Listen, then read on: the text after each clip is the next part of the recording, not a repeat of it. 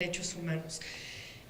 Un país de 50 millones de pobres es claro, de más de 50 millones de pobres es claro que los derechos económicos, sociales y culturales son la agenda pendiente. Y en esa agenda pendiente, a mí me parece que algunos actos simbólicos y reales, como vender el avión presidencial, como abrir Los Pinos a la población, son señales de acercamiento y de entendimiento de esa agenda pendiente. Pero luego en la vía de los hechos, por un lado está la agenda simbólica y real, ¿no? Y por el otro lado está la agenda legislativa con un tema que tiene que ver con la prisión preventiva oficiosa y con un partido político que tendría que hacer contrapeso y dialogar, y que vemos con preocupación que esa función de diálogo y de contrapeso hoy día todavía está en espera de llegar. Creo que hay tres temas importantes hoy en la agenda legislativa que son fundamentales para dialogar entre lo simbólico y lo real. El primero de ellos es la prisión preventiva oficiosa. En un país de 50 millones de pobres debemos de tener en cuenta que el derecho penal es un derecho fundamentalmente clasificador. Clasifica a la gente pobre, a la gente que no tiene poder político, a la gente que no tiene poder económico o que no tiene poder social. No en balde, cuando vamos a las escuelas de derecho, lo que aprendemos es quiénes están en la cárcel: los pobres o los tontos, dicen algunos, ¿verdad? También depende quién te dé derecho penal. Pero básicamente, cuando uno va al sistema penitenciario, hay un elemento claramente clasificador.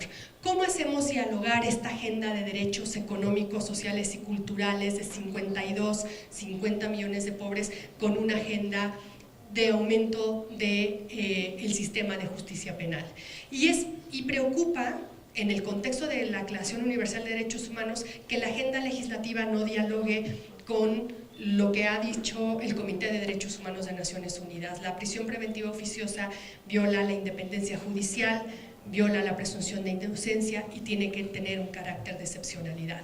El segundo elemento de la agenda legislativa tendría y tiene que ser una discusión amplia y abierta sobre la creación de la Guardia Nacional.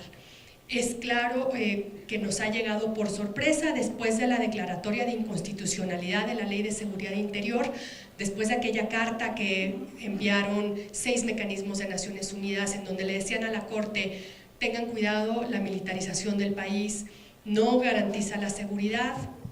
Es preocupante que la Policía Civil está al mando de mandos castrenses, y celebramos desde la sociedad civil la inconstitucionalidad, y creo que la celebración nos duró más o menos 2 horas y media, porque de pronto se estaba presentando un decreto que crea la Guardia Nacional, en la modificación de varios artículos constitucionales que dan la señal de que parece ser que no es una modificación o una Guardia Nacional con un carácter temporal, sino más bien permanente. Es claro que hay entidades federativas que no pueden gestionar la seguridad pública con la policía local o municipal que tienen, pero también es claro que hemos perdido 25 años de no capacitar a las fuerzas civiles, y la Guardia Nacional, la iniciativa solamente recuerda esos 25 años de ausencia, y ahora estamos en una emergencia nacional y una decisión pragmática de hacer un cuerpo policial que no necesariamente dialoga con la Declaración Universal de Derechos Humanos, con las recomendaciones que han hecho 6 mecanismos de Naciones Unidas y con la recomendación que hiciera la Comisión Interamericana de Derechos Humanos después de su visita in loco en 2016. Así es que creo que esos son los 2 puntos de la agenda legislativa que esperaríamos que el Senado y que la Cámara de Diputados hagan un contrapeso, dialoguen desde lo técnico, y dialoguen desde la Declaración Universal de Derechos Humanos y desde las más de 2.400 recomendaciones que el Estado mexicano ha recibido de mecanismos de control desde 1994. Muchas gracias.